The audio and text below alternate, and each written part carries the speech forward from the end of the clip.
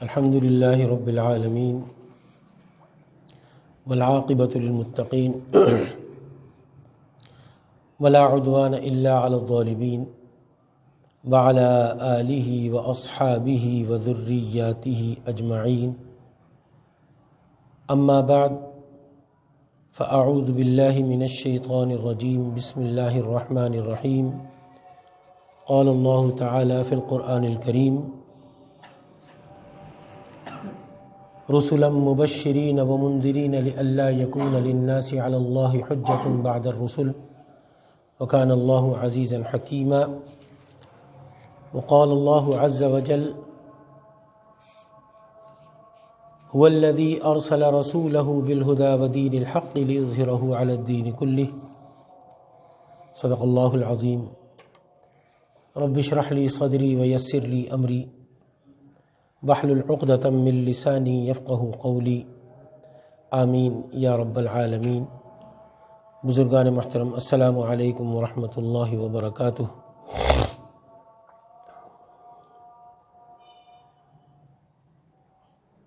گزشتہ چند جمعوں سے قرآن کریم فرقان حمید کی انہی آیات پر ہم گفتگو کر رہے ہیں. ان میں سے ایک آیت مبارکہ وَلَقَدْ أَرْسَلْنَا رُسُلًا مِّن قَبْلِكَ مِنْهُمْ مَنْ قَصَصْنَا عَلَيْكَ وَمِنْهُمْ مَنْ لَمْ نَقْصُصْ عَلَيْكَ. گزشتہ جمعے سے ہم نے اس پر گفتگو کا آغاز کیا تھا اور یہ عرض کی تھی کہ قرآن کریم فرقان حمید میں اللہ تبارک و تعالی نے متعدد رسولوں کا ذکر فرمایا.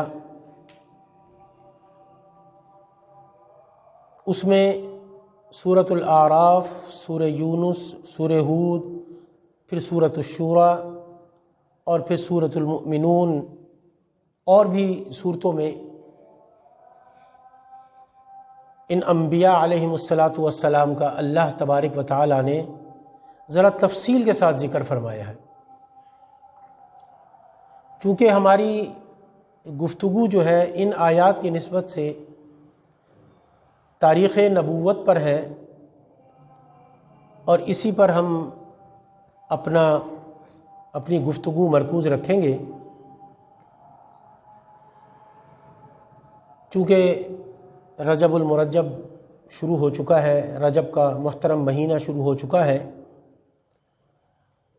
اگلا اس کے بعد شعبان ہے اور اس کے بعد رمضان المبارک ہے. یہ ایک مہینہ ہے بیچ میں جس کے بارے میں نبی مکرم صلی اللہ علیہ وآلہ وسلم نے ارشاد فرمایا: اللہم بارک لنا رجب و شعبان وبلغنا رمضان، او کما قال علیہ الصلاۃ والسلام.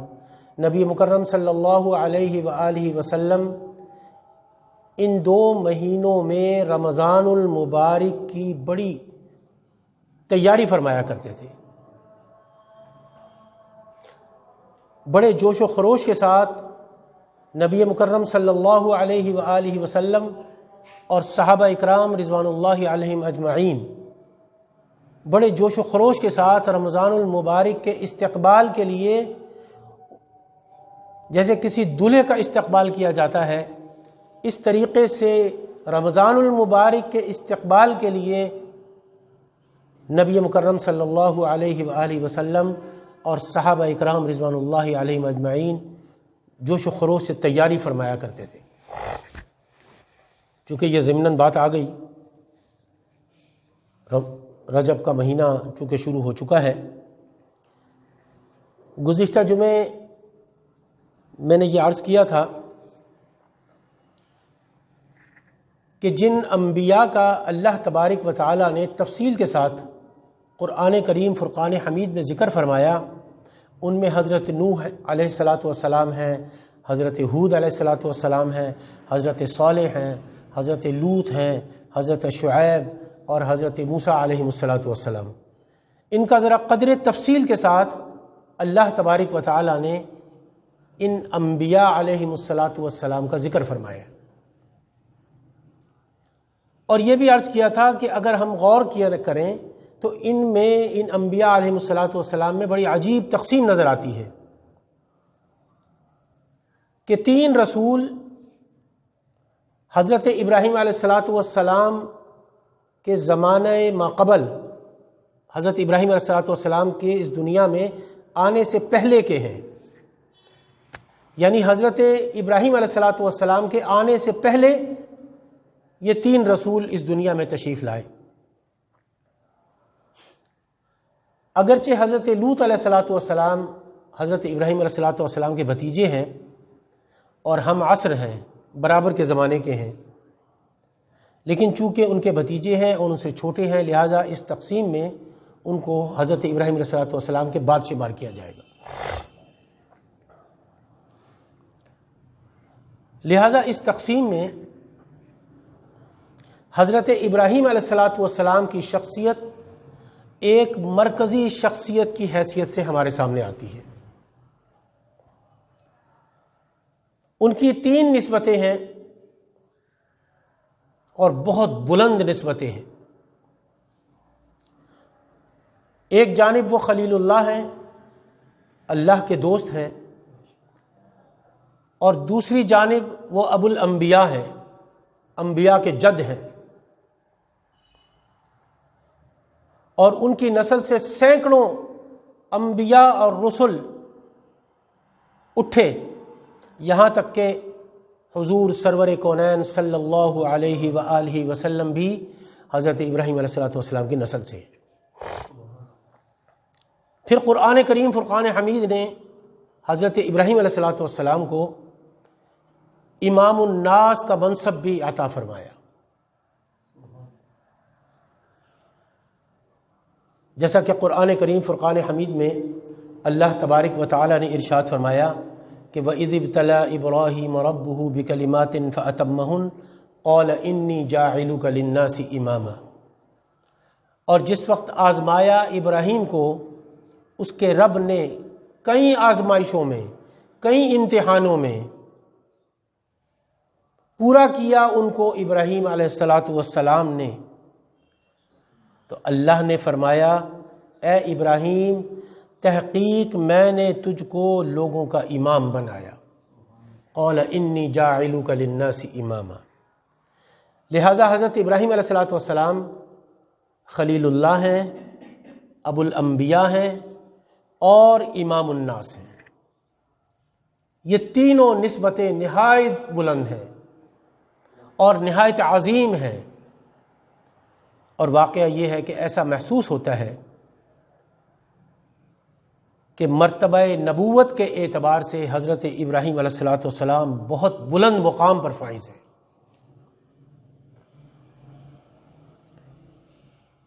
حضرت ابراہیم علیہ الصلاۃ والسلام سے پہلے تشریف لانے والے جن 3 رسولوں کا ذکر قرآن کریم فرقان حمید میں اللہ تبارک و تعالی نے فرمایا، ان کے حالات کو اگر غور سے دیکھا جائے کہ کیا حالات تھے اس وقت جن حالات میں ان رسولوں کو مبعوث کیا گیا،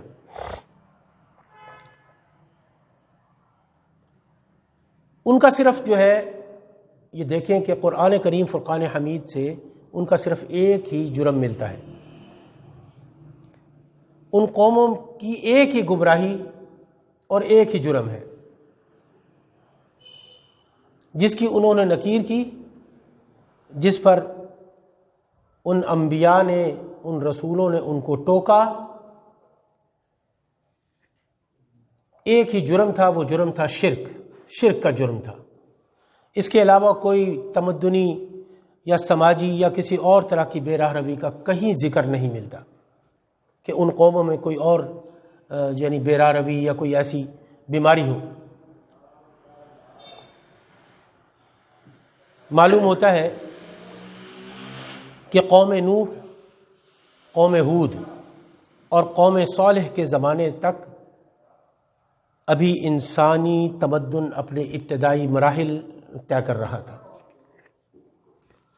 جس میں گمراہی بس ایک ہی شرک کی صورت میں موجود تھی کہ وہ اللہ کے ساتھ کسی اور چیز کو بھی شریک ٹھہرایا کرتے تھے.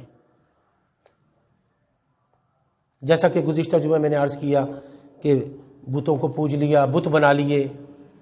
کوئی بہت ہی بزرگ ان کی بستی میں پیدا ہوا، بہت ہی ایسا اللہ والا، اس کا مجسمہ بنا لیا اور اس کو پوجنا شروع کر دیا، اس کی عبادت شروع کر دی، سجدے شروع کر دیے، اسی سے مانگنا شروع کر دیا.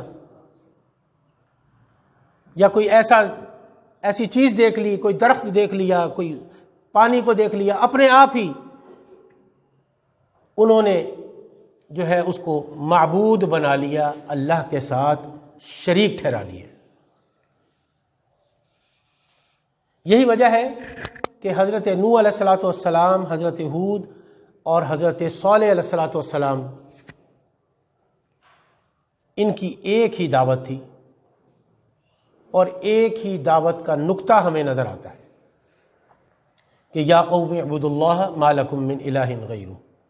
اے میری قوم کے لوگوں، اللہ کی بندگی اختیار کرو، صرف اللہ کی پرستش کرو اور اس کی بندگی اور پرستش میں کسی کو اس کے ساتھ شریک نہ ٹھہراؤ، اس لیے کہ حقیقتاً اس کے سوا تمہارا کوئی معبود نہیں. ما لکم من الہ غیر. لیکن حضرت ابراہیم علیہ الصلوۃ والسلام کے بعد جن 3 رسولوں کا ذکر اللہ تبارک و تعالی نے قرآن کریم فرقان حمید میں بیان فرمایا،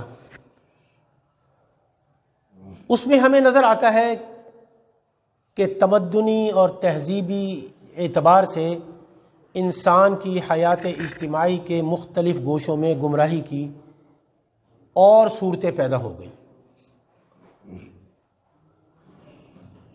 حضرت لوط علیہ الصلوۃ والسلام، قوم لوط میں ایک بیماری پیدا ہو گئی، جنسی بے راہ روی کی بیماری پیدا ہو گئی. اس کے بعد حضرت شعیب علیہ الصلوۃ والسلام تشریف لائے. ان کی دعوت بھی قرآن کریم فرقان حمید نے بیان فرمائی کہ اس قوم میں ناپ تول میں کمی، لوگوں کے مال کو ناجائز طور پر ہڑپ کر لینا، ڈاکہ زنی کرنا، ناپ تول میں کمی کرنی اور دھوکہ اور فریب کا کام شروع ہو گیا.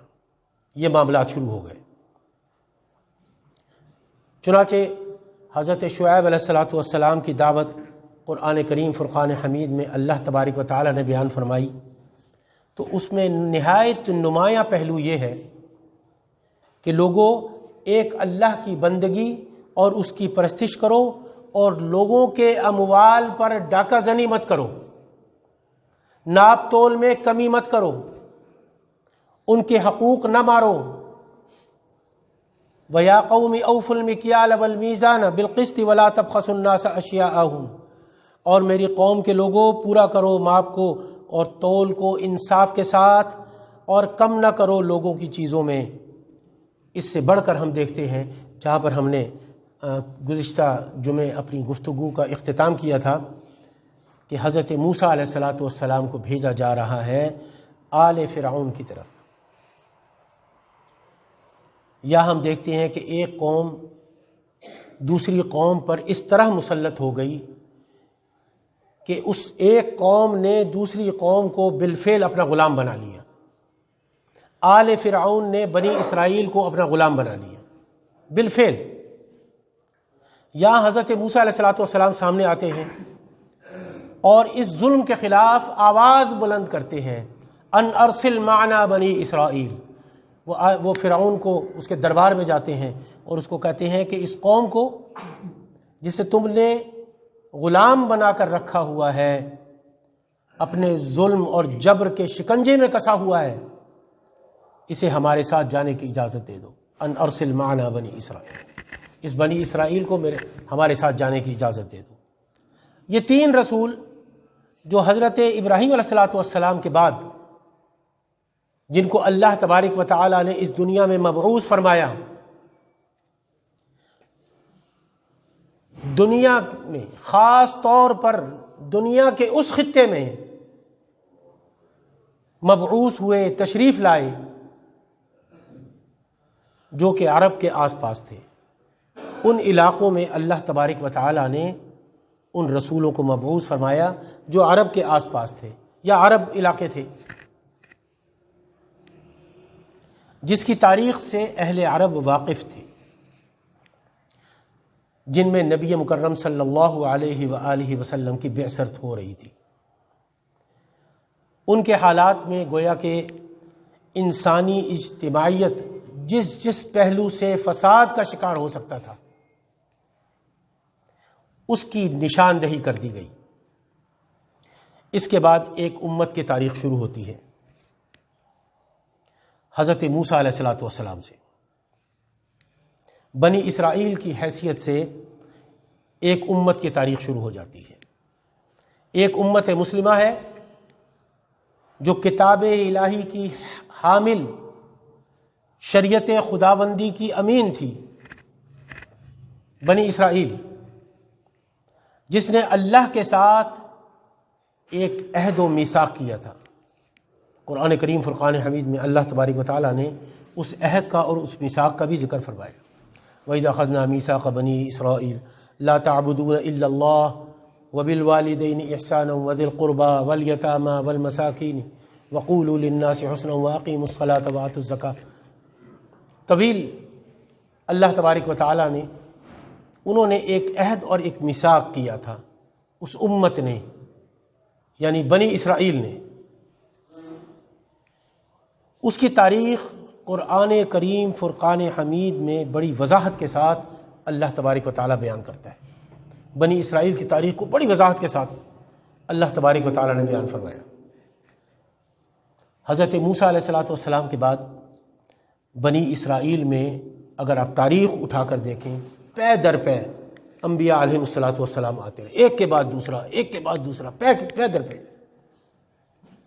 جب کبھی ان کے اندر ایمانی جذبات سرد پڑنے شروع ہو جاتے تھے، ایمان کمزور پڑنا شروع ہو جاتا تھا، یا ان کے اعمال اور اخلاق میں بے راہ روی آ جاتی تھی، اللہ تبارک و تعالیٰ سے کی طرف سے نبوت اور رسالت نے پھر انہیں سہارا دیا۔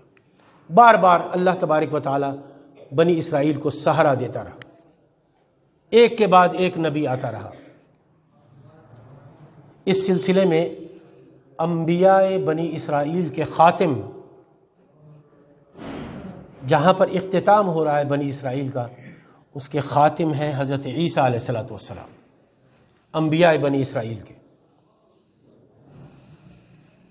اس سلسلے کے آخری رسول جو گویا کہ بنی اسرائیل پر اللہ تبارک و تعالیٰ کی طرف سے آخری حجت بن کر اس دنیا میں تشریف لائے یا سامنے آئے، دراصل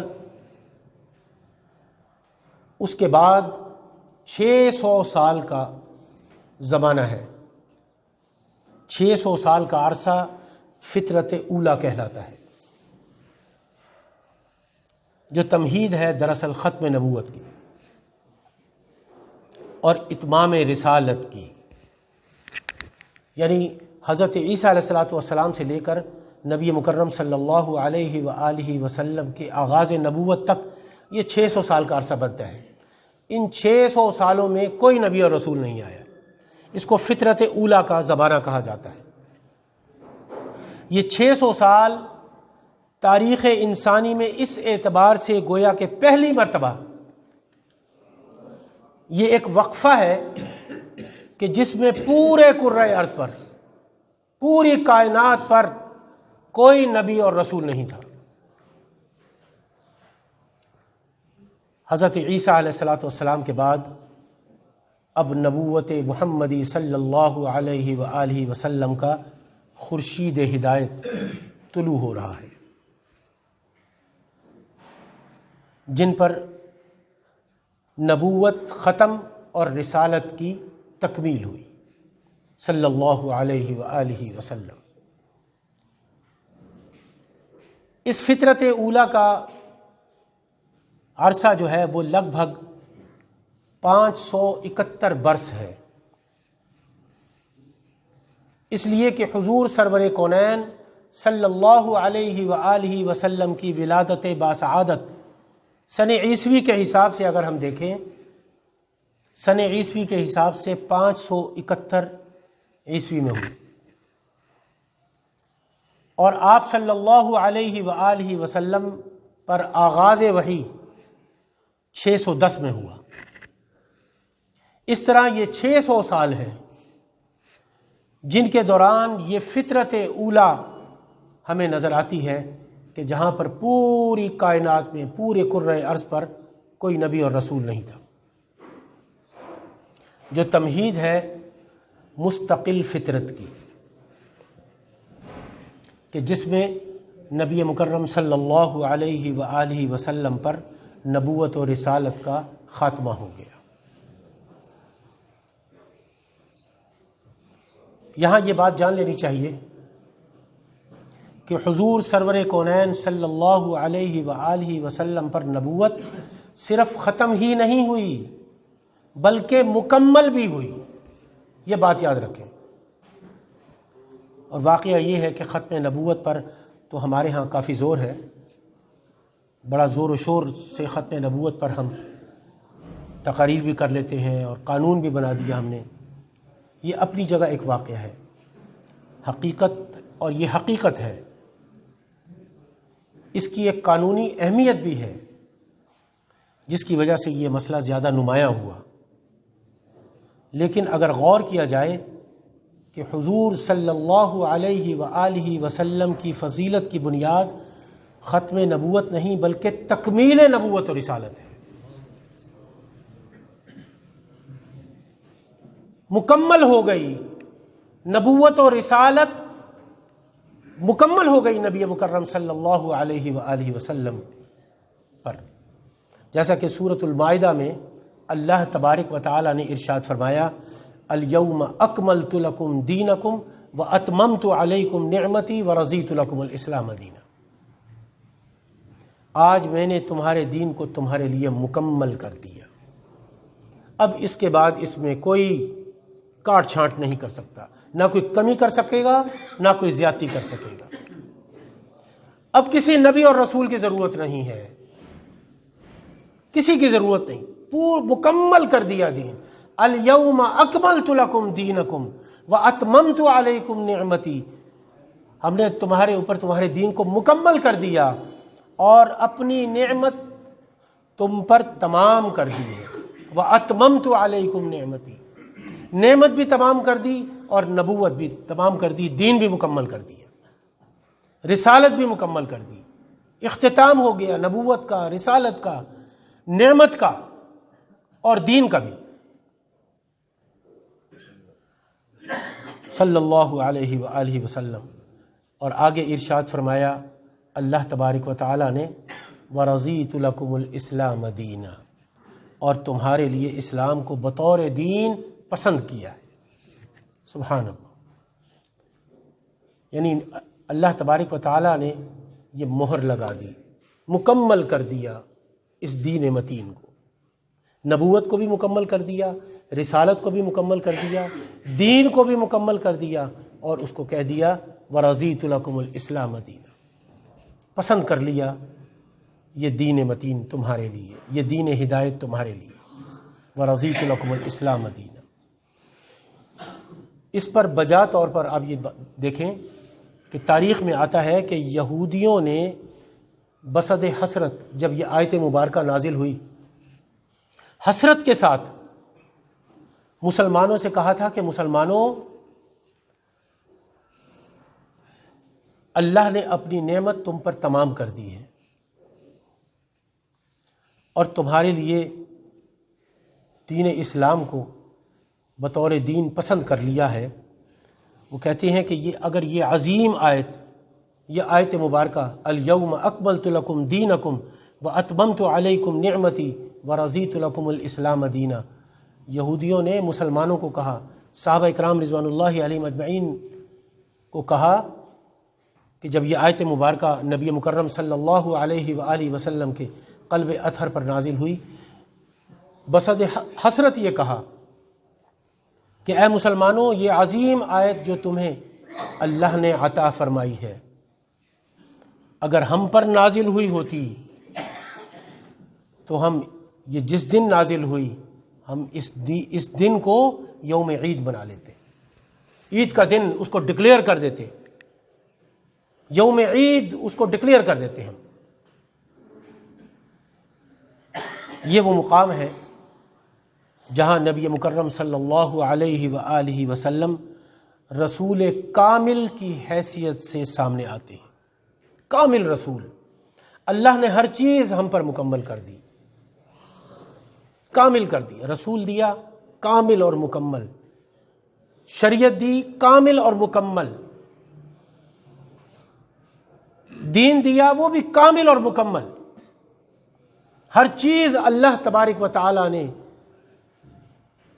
ہم پر مکمل کر دی ہے۔ ہم بد نصیب ہیں کہ اس میں کاٹ چھانٹ کرتے رہتے ہیں، اس کو جہاں چاہے ہم آسانی سے دیکھیں، اس دین کو موم کی ناک کی طرح جہاں ہمیں آسانی نظر آتی ہے ہم اس دین کو اپنی طرف موڑ لیتے ہیں۔ ہم دین کی طرف نہیں مڑتے بلکہ دین کو اپنی طرف موڑ لیتے ہیں۔ یہی وہ مقام ہے جہاں رسول اللہ صلی اللہ علیہ وآلہ وسلم رسول کامل کی حیثیت سے سامنے آتے ہیں، جن پر رسالت صرف ختم نہیں ہوئی بلکہ مکمل بھی ہو گئی، جن پر نبوت کا صرف اختتام ہی نہیں ہوا بلکہ اتمام ہوا ہے۔ اس اتمام نبوت اور اکمال رسالت کے مظہر کیا ہیں اس پر انشاءاللہ میں بعد میں گفتگو کروں گا۔ دعا کریں کہ اللہ تبارک و تعالی ہمیں اس دین متین پر، اس دین ہدایت پر، اس شریعت خداوندی پر، محمد الرسول اللہ صلی اللہ علیہ وآلہ وسلم کے لائے ہوئے دین پر ہمیں چلنے کی توفیق عطا فرما دے۔ وآخر دعوانا الحمد للہ رب العالمین۔